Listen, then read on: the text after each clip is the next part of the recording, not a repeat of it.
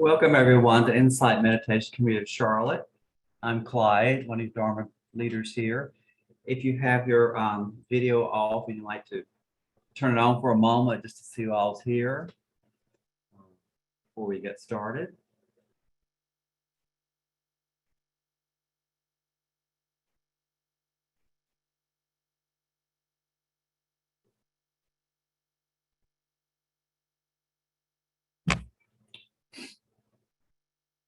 Good. Okay. Well, a couple months ago, when I was getting ready for the retreat that we had here recently, the Sangha's retreat, I came across a page in Shayla Catherine's book called Difficult D Words. And there were three words, and she had a page on this. There were three words that started with D that she thought people had trouble with, that were kind of aversive to, or maybe uncomfortable with. And I read through it and I went, yeah, I'm kind of uncomfortable with these words also. And I thought, well, what other words, are there any other words or terms that I'm uncomfortable with? Words, top items that I've read for all these years, have taught on, know what they mean, but I'm still kind of uncomfortable with them. And so, yeah, I came up with a few more words. So tonight, I'm going to do something a little bit different. Instead of giving you like a teaching, I'm going to give you kind of a process that I kind of came up with to say, how can I get comfortable with these words? I know sometimes we'll read something and we kind of keep it in context, or we kind of like, okay, I know what that means, but we just keep on going, or I'll come back to that later. So I thought, well, how can I kind of work with these words? So I'm going to kind of tell you what the process that I went through. I thought about where it showed up in the teachings, and I'm just going to give you an example of the teachings. I'm not going to give you the teaching because it's too much. Plus, a lot of these you've worked with, you've heard, and you'll probably know the teaching. Then I'm going to tell you my reaction to the word, why I am uncomfortable with it. Then what I did was I looked at the definition and actually went up and looked at the definition. I looked at Webster's dictionary and I looked at the definition for these words.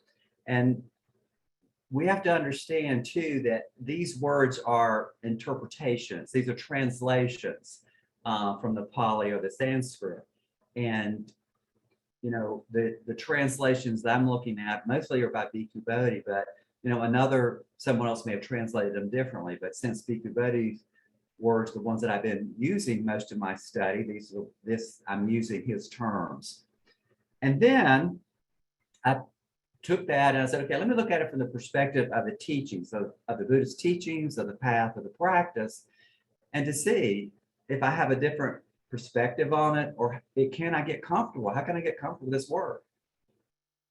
So that's what we're going to do tonight. I'm going to give you my 6 or 7 words that I am uncomfortable with. The first word is renunciation. I've always had a problem with this word. But let me tell you where it shows up in the teaching. If you start with the second step in the Noble Eightfold Path called right intention, last week Debbie went through the whole Eightfold Path for you. This is the second step on right intention. Right intention is defined as intention of renunciation, intention of goodwill, and intention of harmlessness. So that first one, that intention of renunciation, is about renouncing desire, craving, renounce the body. And my reaction to that has always been, that's so harsh. It's so like sudden. It reminds me of the 10 Commandments. Thou shalt not. Thou shalt not crave. Thou shalt not desire. And it sounds like more of an order, a command. It also has, for me, and here again, all these are my interpretations, my reactions, a struggle, something that's impossible. Thou shalt not smoke. How many people, I don't know if it's ever smoked, but you just don't go. Thou shalt not, you just don't stop doing it. It's hard to do. Thou shalt not drink. Thou shalt not eat meat. A lot of things. So it's really harsh to me. I'm always like, So I looked at the definition of this. It's the act or practice of renouncing. Some of the words along that: aesthetic, self-denial, repudiation, to give up, to refuse to follow, obey, or recognize. And all this sounds very harsh to me, very, repudiation. Then another one said this: it was the act or practice of giving up or rejecting something once enjoyed or desired. And I think that's this whole process, something that we've enjoyed, we've desired, and it's the giving up. That it's more of a process of giving up. So that's kind of the definition. So the next thing I did, I've given the teaching, my reaction to it. Here's the definition. Then I looked at it from the Buddhist perspective, I call it the practice perspective. Bhikkhu Bodhi says, desire is to be abandoned, not because it is morally evil, but because it is a root of suffering.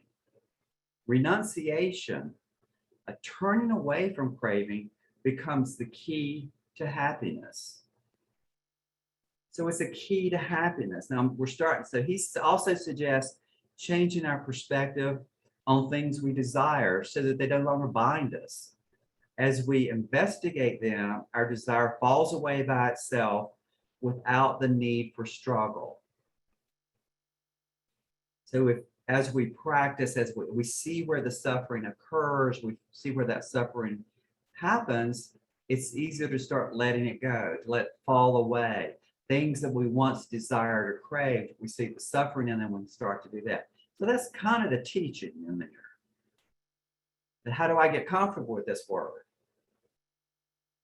For this one, I just found out I don't have to renounce anything. I don't have to go through this renunciation process. I just need to practice and begin to see the suffering as it's created my life, and then naturally let go of this craving.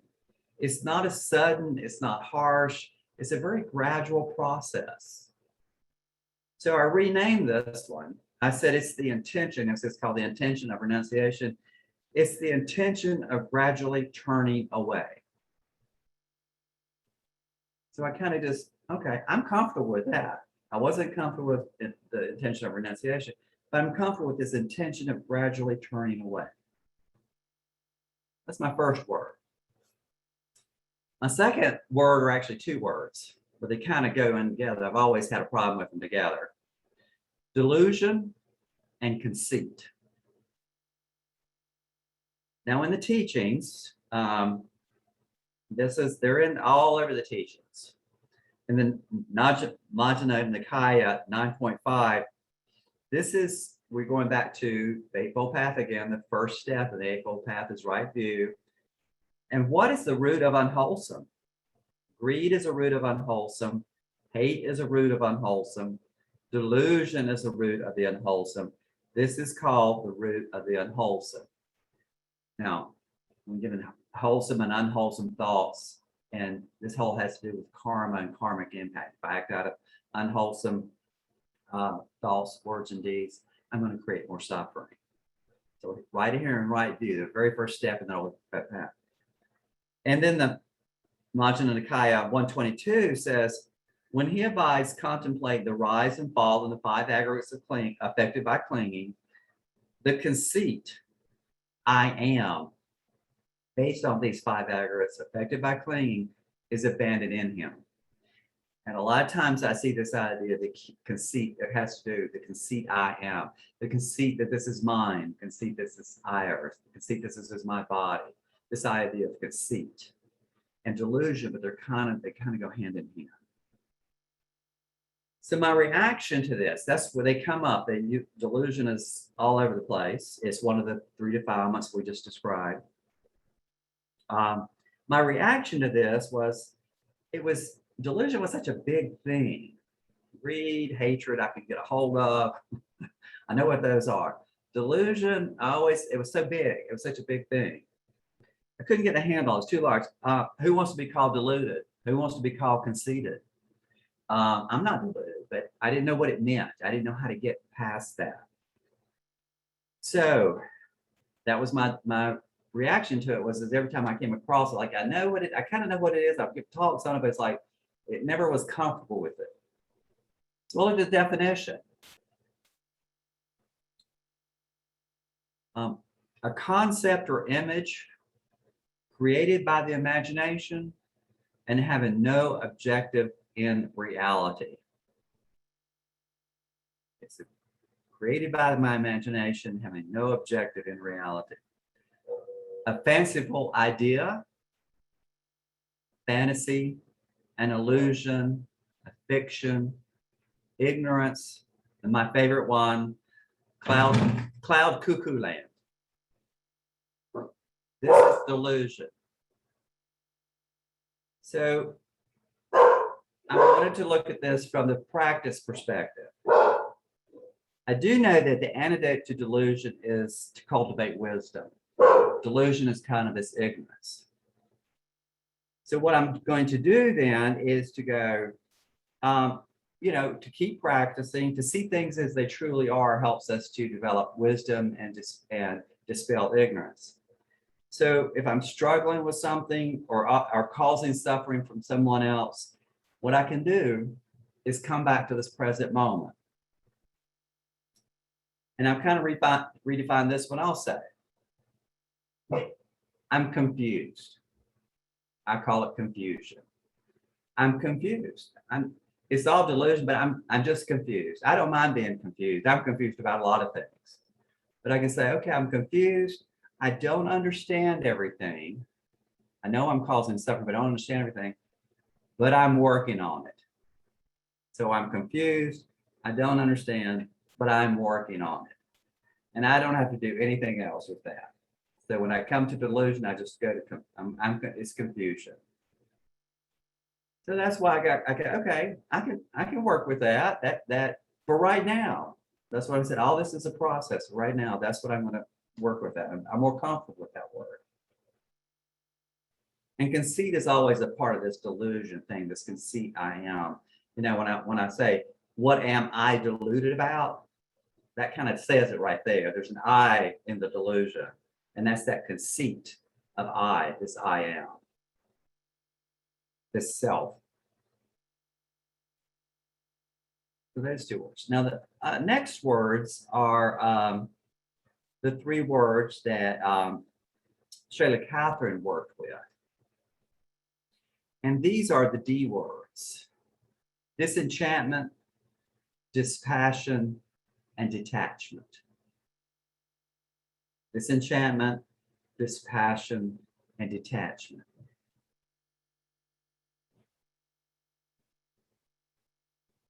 These come up. We don't work a lot with these because they're really kind of toward the end of the process here. But in the teaching, it says, Buddha says, seeing thus, bhikkhus, a well-taught noble disciple becomes disenchanted with, I would say, material form, disenchanted with feeling, disenchanted with perception, disenchanted with volitional formations, disenchanted with consciousness. That's the five aggregates again, but they become disenchanted. And the five aggregates are just a way of viewing existence. He also says we become disenchanted with the body. We become disenchanted with the six senses and working with those. But everything we work with, we eventually become disenchanted with it. Then it says in the next paragraph, being disenchanted, she becomes dispassionate. Through dispassion, her mind is liberated. See, there we have that link there. You become disenchanted, you become dispassionate and detached a little bit. Detached and dispassionate kind of fall together there. So my reaction, that's where they come into the teachings, is similar to what Shayla Catherine says in her book. She says that people have an aversion to these, and I'm kind of averse to these. She thought they were kind of a withdrawal from life. We become dispassionate. We become detached or dispassionate about things. It says withdrawal from life. And to me, that always sounded cold and boring, no fun, dead fish, loveless. I mean, we think of dispassion, disenchanted, all these things.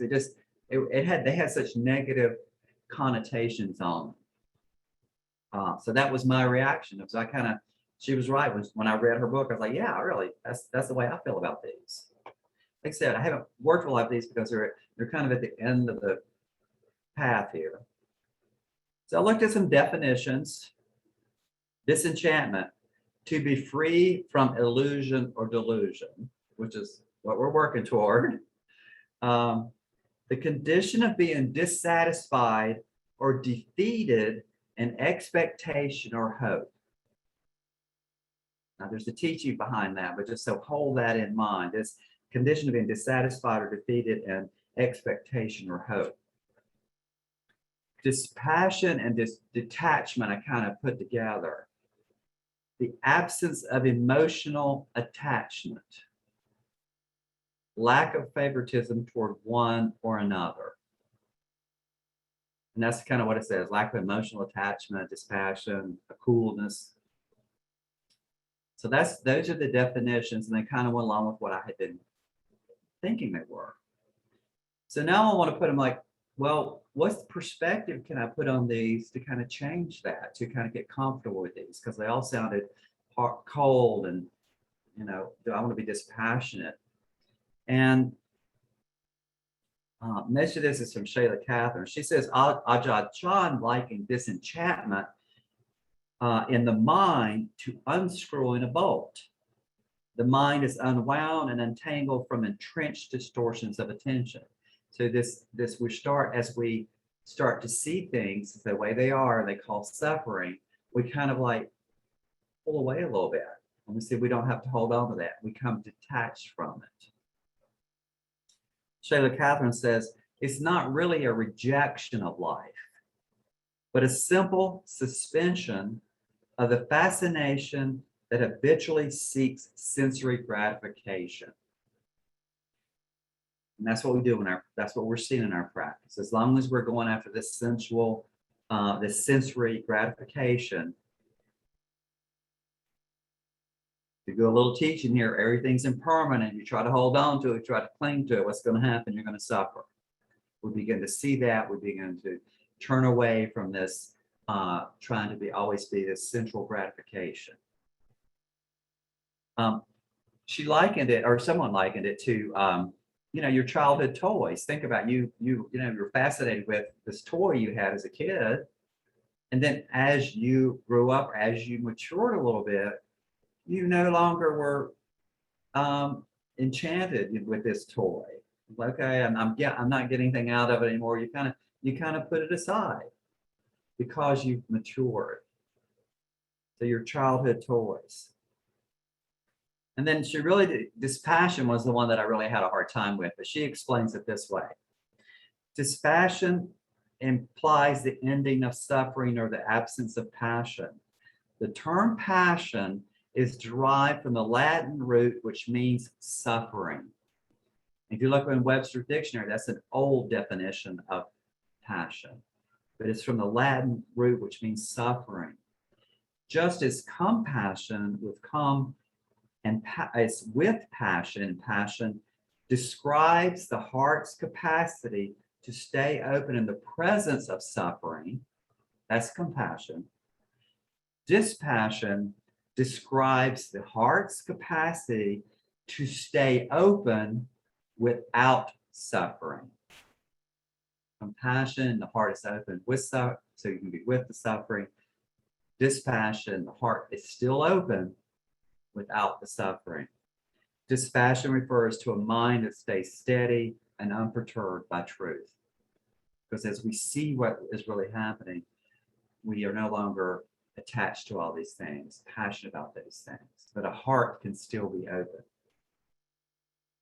If you look at the synonyms with this for to dispassion, calm, peace, quiet, restfulness, tranquility. That's what that's another word for dispassion. It doesn't sound so bad then. Dispassion sounds bad, but calm, peace, tranquility doesn't sound so bad. Detachment, she says, describes the ease of mind, not adhering, not fixated, not identified with the fleeting stream of lived events. There is a definite quality of release. What was confined and caught becomes unbolted or unhooked. So it's this natural falling away of this. It's very gradual. It's not really severe. The synonyms for this are justice, objectiveness, and impartiality. That's detachment. I want a judge who is detached from my case. That's going to be impartial. But this is all a gradual process. Now, I was still a little bit on these because there's still that idea of dispassion. But I do know because of the teachings, at the same time we are doing this, this is the mindfulness training, the sitting, the seeing things as they are. We, in our practice, we also develop the Brahma Viharas. We're also developing compassion, loving kindness, compassion, sympathetic joy, and equanimity. These are all heart practices. These allow us to be not, we're not pulling away from life with these, we are engaging for life with these. So this, knowing that we have the Brahma Viharas, and I see there's this calm and peace in this, I can get comfortable with these. I can get comfortable with these words the way they are. This is a gradual process, but now I'm not quite so averse to them when I first hear them, because I know there's so much more behind them, and we're doing so much more. So that's the words I had. I had one more word, and I'm just going to give it to you because I'm still working on it. I haven't gotten comfortable with it yet. It's a term. It's called volitional formations. And it's one of the 5 aggregates. And every time I hear it, I have to stop and think. I know what it is. I've taught on it. I know it's a huge, vast topic. But it just doesn't make sense to me. And I'll tell you what it reminded me of because it's fun. I remember as a kid, and I know some of y'all may remember this, watching TV, and I don't know how old I was, but there was a term on TV called, and now we're going to pause for station identification. And I remember the day when I finally went, oh, I know what that means now. They're identifying the local station. How many times have I heard this and had no clue what it meant? And I remember the day going, now I know what this means. So hopefully one of these days, when I hear the word volitional formations, habits of mind, I've worked with all different things, I'll be able to be more comfortable with it. And I'm still working on that. But right now, I haven't gotten there yet. So anyway, those were some words that, some ways, and what I was trying to do is just describe a process that I kind of went through to get comfortable with these. I kind of looked at where they came in the teaching. I wrote down my aversion, my reaction to it, looked up the definition, and then I said, okay, look at it from this perspective, from the teaching perspective. What can I bring into this so that I can be more comfortable with these words? And hopefully, there's probably some more words that I'll come across, or words that you come across. If there's anything that you may have some. So I encourage you to, spend some time doing something like this to kind of get comfortable with them. So as you come across them in the teachings and things, you don't do what I do and kind of gloss over them, keep on going, or go, I know what it means, but I'm not comfortable with it. So this was my talk on my uncomfortable words and how I got comfortable with them.